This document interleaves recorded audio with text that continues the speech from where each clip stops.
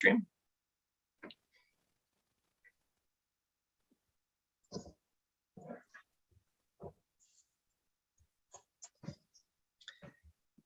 Good morning. I'm Senator Chip Curry, and we'll be presiding over the work session of the Joint Standing Committee on Innovation, Development, Economic Advancement, and Business. The purpose of this meeting is for the committee to receive information from staff and others in order for members to consider the legislative proposals before them and make recommendations or reports to the legislature. Only committee members and the committee analysts and those specifically invited to attend will be participating in the work session using Zoom. This meeting is being live streamed on our YouTube channel, which is accessible to the public via the committee website, the committee website at www.legislature.maine.gov. This is a public meeting. I must remind you that while we are meeting, the discussion must happen on the screen and not by way of the Zoom chat. Zoom chat is to be left for any technical issues that you might have that in need of support from the committee clerk. And with that, well, let's go ahead and I'll ask members to introduce themselves. Representative Geiger, would you mind kicking us off? Thank you, Mr. Chair. Good morning. My name is Valerie Geiger. I am representative for District 93, Rockland and Owl's Head. Good morning. My name is John Andrews. I represent District 73, which is the towns of Buckfield, Hebron, and Paris in Western Maine. Good morning, everyone. I'm Sarah Pebworth. I represent House District 133 in the Blue Hill Peninsula. Good morning, everyone. I'm joining you for the first time ever from our committee room. I'm very excited about that. I represent House District 106, Pittsfield, Clinton, and Detroit. Good morning. I'm Senator Scott Searway and represent District 16, which covers Waterville, Winslow, Fairfield, Benton, Albion, Clinton, and Unity Township. Good morning. I'm Representative Jack Ducharme, representing House District 111, which is Madison, Norridgewock, and Solon. Good morning, Maine. I'm Representative Sue Austin. I hail from Gray, home for Bruns Brothers. I have portions of Raymond, which is home to Sabre Yachts, and I have a portion of Casco, which is home to the 5th generation Hancock Lumber, and I have all of Fry Island. Representative Tavis Hassenfuss, House District 81, Winthrop, Reedfield, and part of Monmouth. Good morning, everyone. Representative Reagan LaRochelle from House District 86, which is part of Augusta. Good morning, everyone. Straight off of an internet problem this morning. I'm Sue Bernard. I represent Caribou, Westmanland, and New Sweden, and I'll take it, Representative Austin, home of the National Weather Service. Good morning. I'm Representative Tiffany Roberts, representing House District 6, which is the majority of North Berwick and South Berwick, and I am your House Chair. And good morning again, everybody. I'm Senator Chip Curry, and I represent Senate District 11, which includes the 26 rural, coastal, and island communities of Waldo County. Today we have on the agenda LD 1652, so I will open up the work session on LD 1652. It's my understanding that there is an amendment that is looking to be moved. And so I will ask, I'll call on Representative Collimore for the purpose of moving the amendment. Thank you, Mr. Chair. So the amendment for this bill simply aligns the early childhood educator workforce salary supplements, the language, with what is in the appropriations bill language. It keeps the CTE language and allows for the funding to be in the bill here, but additionally it will match what's in the appropriations bill that has already been approved. If Rachel has anything else, or Ms. Olson has anything else that she feels needs to be added to that, or changes the review of this, I certainly would like to let her do that. I'm sure. Good morning, everybody. I'm not sure. I'm obviously, I have it ready to share. I don't know if it's gone out. I can put it on the screen at Representative Collimore's direction. But I do have a couple of things I can just add to that. If the committee would like, while it's on the screen, if that's what you guys would like. Okay.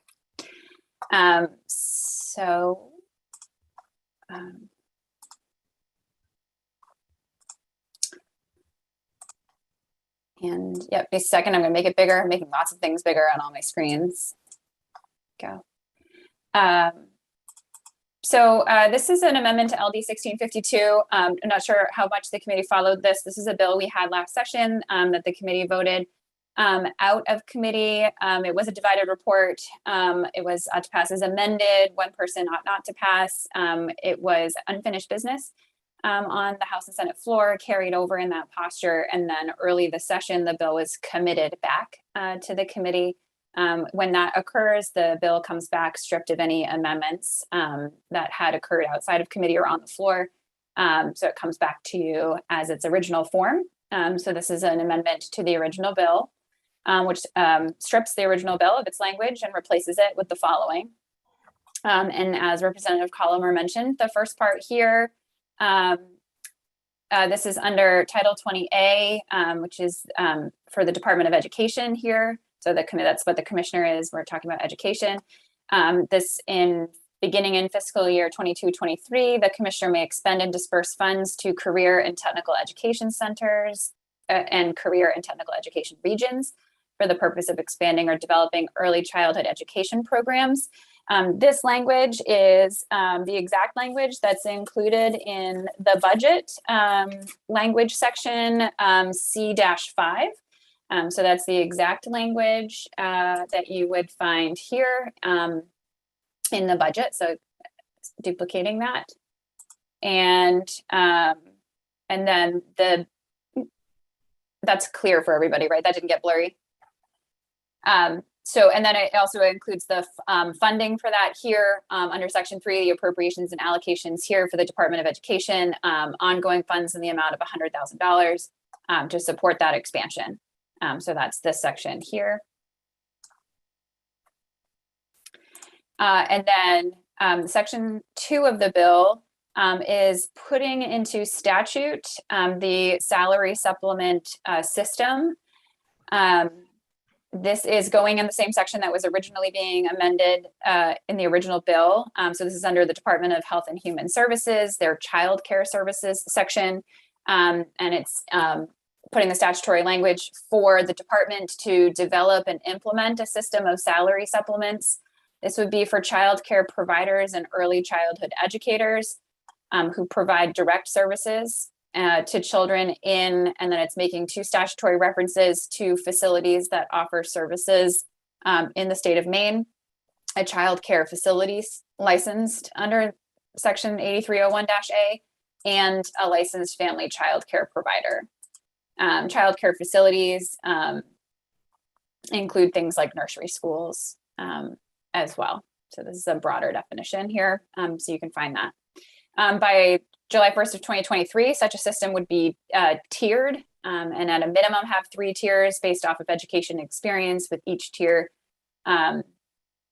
being at least 50% more than the previous tier. So this is this is the most prescriptive of the language in statute. Otherwise, pretty much everything else is being left up to the department in developing and implementing the system and creating the rules for the system, which you can find the rules provision here. It's allowing them to adopt rules or telling them to adopt rules within 2 years, but allowing them to implement the system prior to the adoption of those rules. But this leaves, there's broad authority being left to DHHS in the development of this system, and there's very little statutory guidelines in place. So just so the committee is aware of that. And in the system, it does say the licensed child care facility or licensed family child care provider. They're the ones who are receiving the funding from the state, from DHHS. And then those providers or facilities must pass through the funding as supplemental payments. It does say to qualifying direct care staff. I did note that this is a little confusing. There's no language around what a direct care staff, what this means.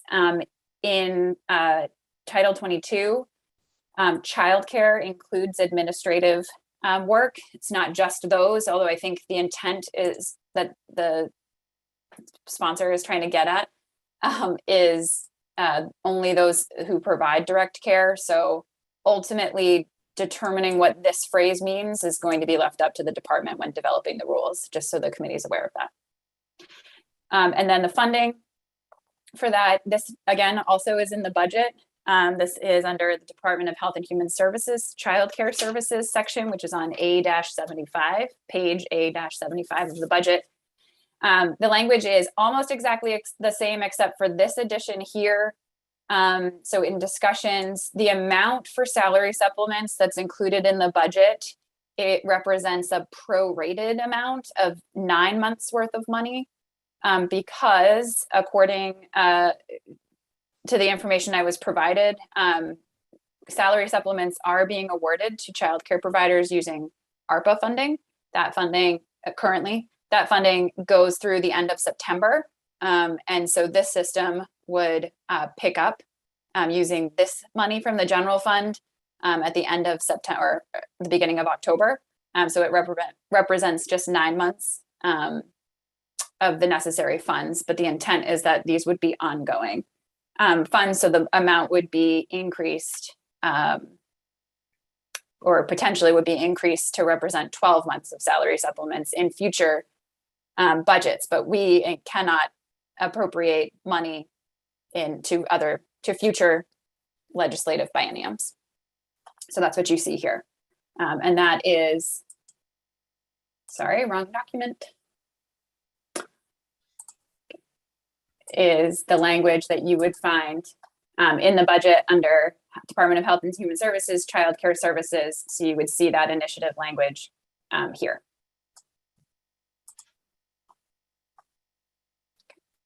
I'm happy to answer questions. Representative Collmore, though, it's your amendment. So anything you'd like to add, or it's on you.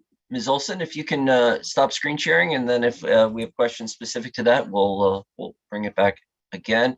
Representative Collmore, did you want to speak any more of that? I do know that Speaker Fecto, who this was originally his bill, and he's available if we have questions for him as well. We can seek questions. But Representative Collmore, anything you would like to add? Thank you, Mr. Chair, and thank you, Ms. Olson, for walking everybody through that. This is something that the Speaker's office worked on very diligently to find agreement and consensus with the department to ensure that this time around we are able to have this passed on the floor instead of having it to come back to committee again. I do think that it's really important that we do something to help our really suffering early childhood education programs across the state. It's just as much a workforce development issue as trying to find people in the trades.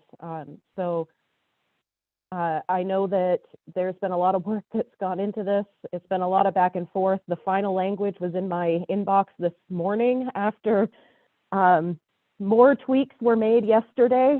So it's been a huge work in progress, and I'm very excited to see the final language and to hopefully be able to vote this bill out to pass as amended. And I do know that in our attendee list is Tara Williams, who she works directly with early childhood educators. So if anybody has any specific questions about how it will impact that area, I think she's the best one to ask. Chair recognizes Representative Austin. Thank you. Thank you, Mr. Chair. Representative Collmore, on the phrase, the very short phrase, and I can't give it to you exactly, that Ms. Olson highlighted that is somewhat nondescript. Do you have any concern or any thoughts on that piece that she highlighted? Rachel, I don't specifically. Go ahead. Sorry. I don't specifically have any concern about that. I think it's generally understood in the early childhood education realm who the direct care workers are. Those of us who work with children and who are sitting in those rooms, caring for them, teaching them, and helping them socialize is is how I would word that. I think that allowing the department to expand on that could be helpful as well, because people who prepare the food and everything are just as important as those who are in the classroom.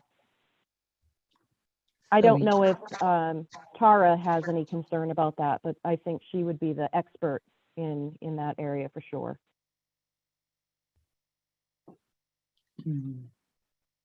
Follow up, Representative Austin?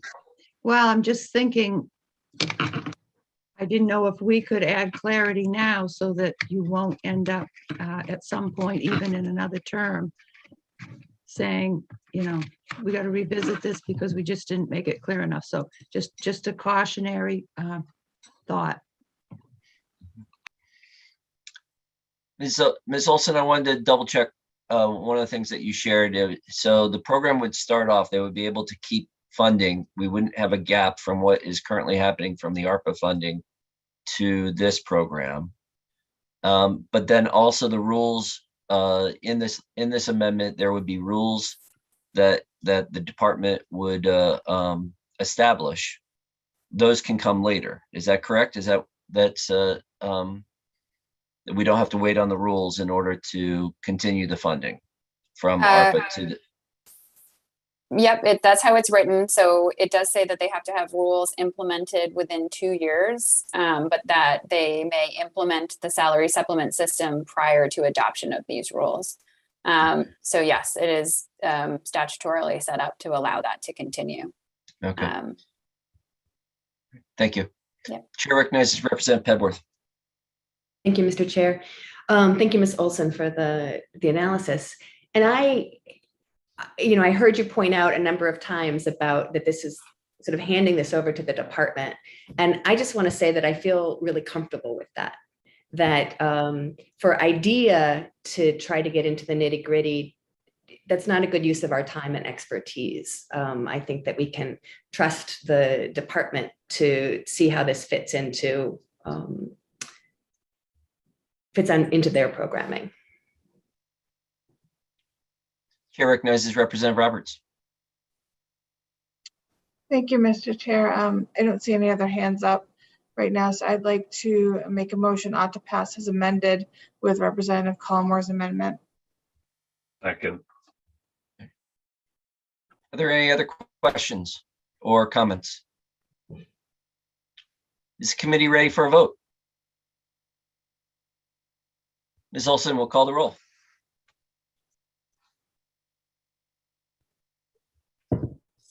Ms. Reed will call the roll.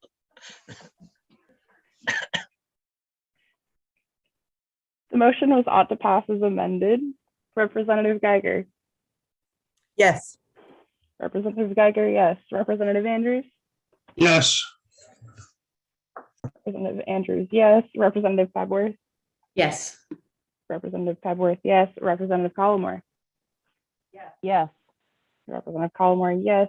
Senator Rafferty is absent. Senator Searway. Yes. Senator Searway, yes. Representative Ducharme. Yes. Representative Ducharme, yes. Representative Austin. Yes. Representative Austin, yes. Representative Bernard. Yes. Representative Bernard, yes. Representative Hassenfuss. Yes. Representative Hassenfuss, yes. Representative LaRochelle. Yes. Representative LaRochelle, yes. Representative Roberts. Yes. Representative Roberts, yes. Senator Curry. Yes. Senator Curry, yes.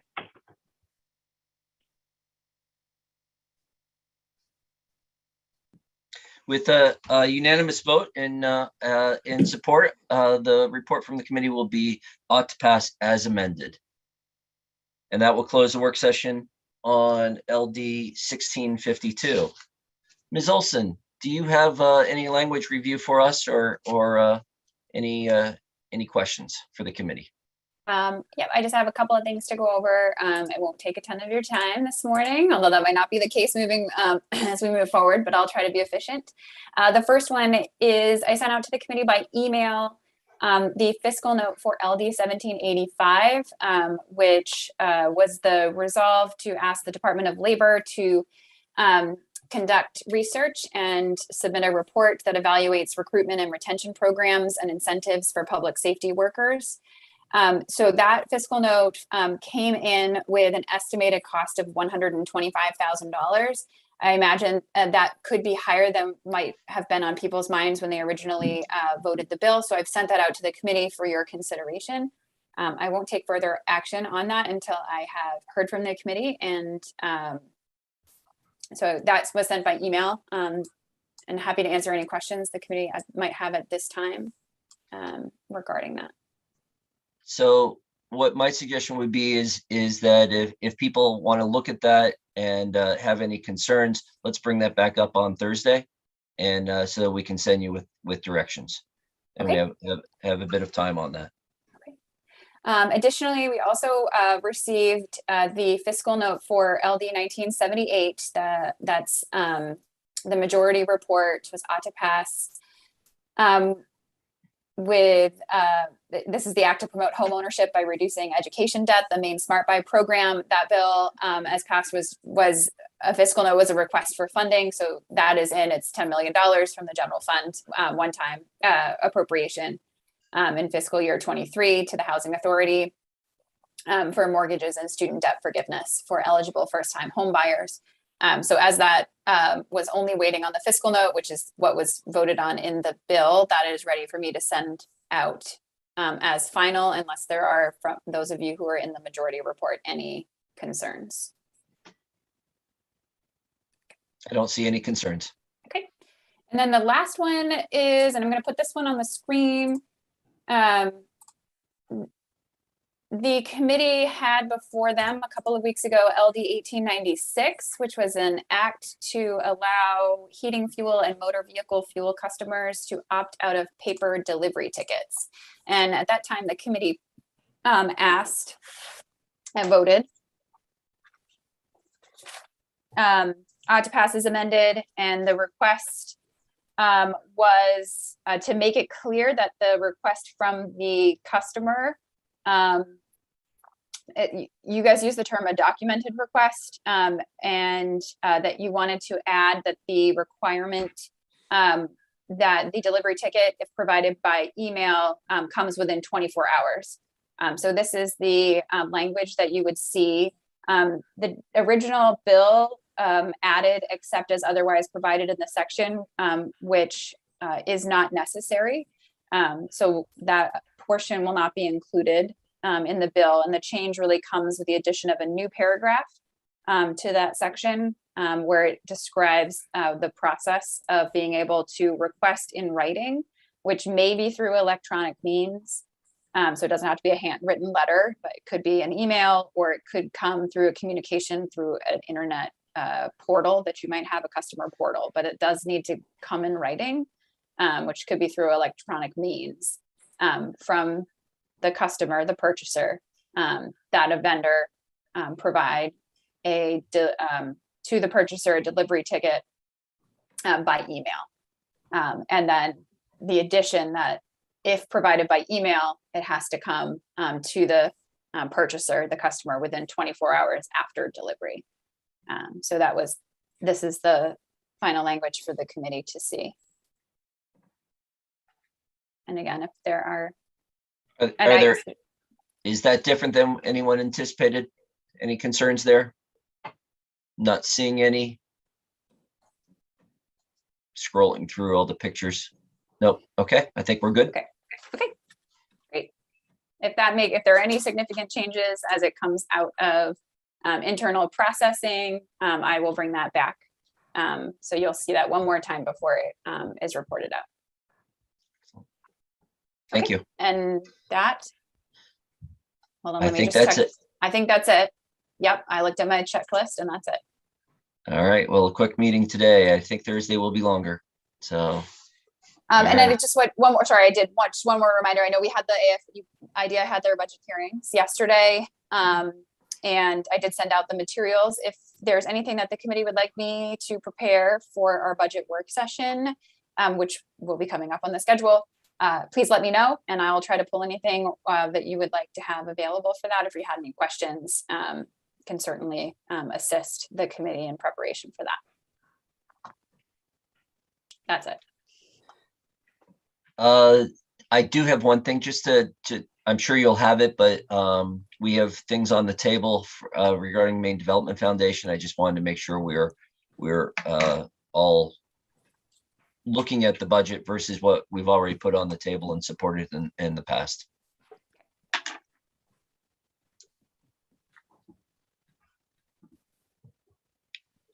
Seeing no other questions for Ms. Olson, and having wrapped up our agenda for today, I'll entertain a motion to adjourn.